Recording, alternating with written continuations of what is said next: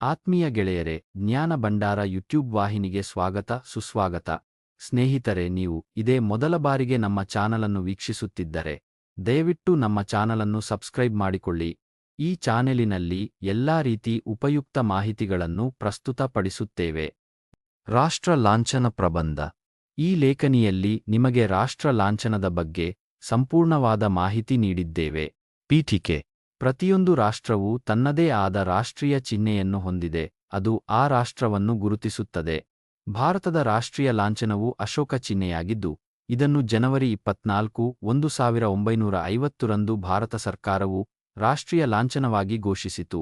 ಭಾರತದ ಉತ್ತರ ಪ್ರದೇಶದ ವಾರಣಾಸಿ ಬಳಿ ಇರುವ ಅಶೋಕನ ರಾಜಧಾನಿಯಾದ ಸಾರನಾಥದ ಸಿಂಹಸ್ತಂಭದಿಂದ ಅಶೋಕ ಚಿಹ್ನೆಯನ್ನು ತೆಗೆದುಕೊಳ್ಳಲಾಗಿದೆ. ವಿಷಯ ವಿವರಣೆ.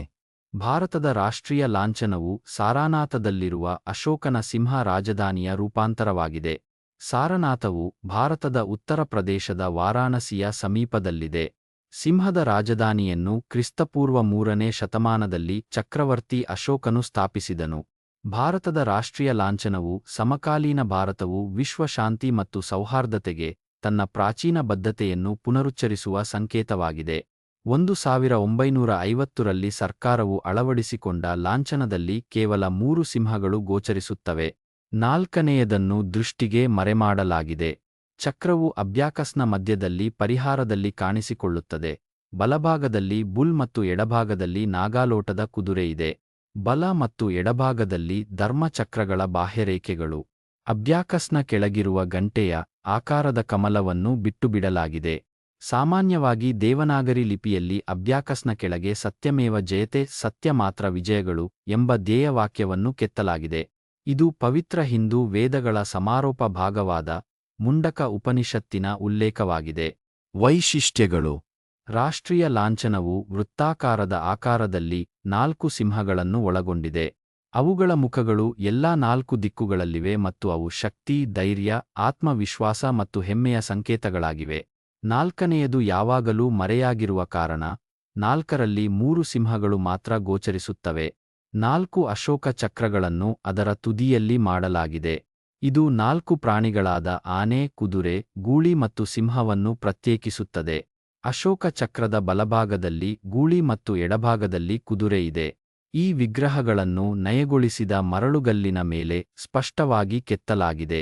ಅಬೆಕ್ಸ್ ಅನ್ನು ದೇವನಾಗರಿ ಲಿಪಿಯಲ್ಲಿ ಸತ್ಯಮೇವ ಜಯತೆ ಎಂದು ಬರೆಯಲಾಗಿದೆ, ಅಂದರೆ ಸತ್ಯವೇ ಗೆಲ್ಲುತ್ತದೆ. ಆನೆಯು ಬುದ್ಧನ ರೂಪವೆಂದು ಹೇಳಲಾಗುತ್ತದೆ, ಏಕೆಂದರೆ ಅವನ ತಾಯಿಯು ಬಿಳಿ ಆನೆಯು ತನ್ನ ಗರ್ಭವನ್ನು ಪ್ರವೇಶಿಸಿದೆ ಎಂದು ಕನಸು ಕಂಡಿದ್ದಳು. ಬುಲ್ ಬುದ್ಧನ ಚಿಹ್ನೆ ವೃಷಭ ರಾಶಿಯ ಸಂಕೇತವಾಗಿದೆ. ಕುದುರೆಯು ಬುದ್ಧನು ತನ್ನ ಆತ್ಮಸಾಕ್ಷಾತ್ಕಾರಕ್ಕಾಗಿ ತನ್ನ ಅನ್ವೇಷಣೆಗೆ ಹೊರಟ ಕುದುರೆಯ ಸಂಕೇತವಾಗಿದೆ. ಸಿಂಹವು ಸ್ವಯಂ ಸಾಕ್ಷಾತ್ಕಾರವನ್ನು ಸೂಚಿಸುತ್ತದೆ. ರಾಷ್ಟ್ರೀಯ ಲಾಂಛನವು ಅದರ ವಿನ್ಯಾಸ ಮತ್ತು ರಚನೆಯಲ್ಲಿ ವಿಶಿಷ್ಟವಾದ ದೇಶದ ಪ್ರಾತಿನಿಧ್ಯದ ಸಂಕೇತವಾಗಿದೆ. ಯಾವುದೇ ದೇಶವು ಒಂದು ದೇಶದ ರಾಷ್ಟ್ರೀಯ ಲಾಂಛನವನ್ನು ಬಳಸುವಂತಿಲ್ಲ. ರಾಷ್ಟ್ರೀಯ ಹಿತಾಸಕ್ತಿಗಳನ್ನು ಪ್ರತಿನಿಧಿಸುವ ದಾಖಲೆಗಳನ್ನು ರಾಷ್ಟ್ರೀಯ ಲಾಂಛನದಿಂದ ಸ್ಟ್ಯಾಂಪ್ ಮಾಡಲಾಗುತ್ತದೆ ಅಥವಾ ಮೊಹರು ಮಾಡಲಾಗುತ್ತದೆ. ರಾಷ್ಟ್ರೀಯ ಧ್ವಜವನ್ನು ಹೊಂದಿದ್ದರೂ ಅನೇಕ ದೇಶಗಳು ರಾಷ್ಟ್ರೀಯ ಲಾಂಛನವನ್ನು ಹೊಂದಲು ಆಯ್ಕೆ ಮಾಡುತ್ತವೆ. ರಾಷ್ಟ್ರೀಯ ಲಾಂಛನವು ದೇಶಕ್ಕೆ ಒಂದು ಗುರುತನ್ನು ನೀಡುತ್ತದೆ. ಉಪಸಂಹಾರ. ಭಾರತದ ರಾಷ್ಟ್ರೀಯ ಲಾಂಛನವು ಅದರ ಹೆಮ್ಮೆಯಾಗಿದೆ. ಇದನ್ನು ಎಲ್ಲಾ ಸರ್ಕಾರಿ ಕೆಲಸಗಳಿಗೆ ಬಳಸಲಾಗುತ್ತದೆ. ಇದನ್ನು ಎಲ್ಲಾ ಸರ್ಕಾರಿ ಪತ್ರಗಳಲ್ಲಿ ಮುದ್ರಿಸಲಾಗುತ್ತದೆ. ರಾಷ್ಟ್ರೀಯ ಲಾಂಛನವನ್ನು ಭಾರತೀಯರ ಪಾಸ್ಪೋರ್ಟ್ನಲ್ಲಿ ಸಹ ಕೆತ್ತಲಾಗಿದೆ ಮತ್ತು ಇದನ್ನು ನಮ್ಮ ಭಾರತೀಯ ಕರೆನ್ಸಿ ನೋಟುಗಳಲ್ಲಿಯೂ ಮಾಡಲಾಗಿದೆ. ಇದನ್ನು ಯಾವುದೇ ವ್ಯಕ್ತಿ ಅಥವಾ ಖಾಸಗಿ ಸಂಸ್ಥೆ ಬಳಸುವಂತಿಲ್ಲ. ಇದರ ಬಳಕೆಯನ್ನು ರಾಷ್ಟ್ರೀಯ ಲಾಂಛನ ಕಾಯಿದೆ 2005ರ ಅಡಿಯಲ್ಲಿ ನಿಯಂತ್ರಿಸಲಾಗಿದೆ ಮತ್ತು ನಿಷೇಧಿಸಲಾಗಿದೆ. ರಾಷ್ಟ್ರೀಯ ಲಾಂಛನವನ್ನು ಈಗಲೂ ಸಾರನಾಥ ವಸ್ತುಸಂಗ್ರಹಾಲಯದಲ್ಲಿ ಸಂರಕ್ಷಿಸಲಾಗಿದೆ. ಪದೇ ಪದೇ ಕೇಳಲಾಗುವ ಪ್ರಶ್ನೆಗಳು. ಭಾರತದ ರಾಷ್ಟ್ರೀಯ ಲಾಂಛನವನ್ನು ಯಾವಾಗ ಅಂಗೀಕರಿಸಲಾಯಿತು? ಜನವರಿ 24, 1950ರಂದು. ರಾಷ್ಟ್ರೀಯ ಲಾಂಛನವು ಏನನ್ನು ಸೂಚಿಸುತ್ತದೆ? ಶಕ್ತಿ, ಧೈರ್ಯ, ಆತ್ಮವಿಶ್ವಾಸ ಮತ್ತು ಹೆಮ್ಮೆಯ ಸಂಕೇತಗಳನ್ನು ಸೂಚಿಸುತ್ತವೆ.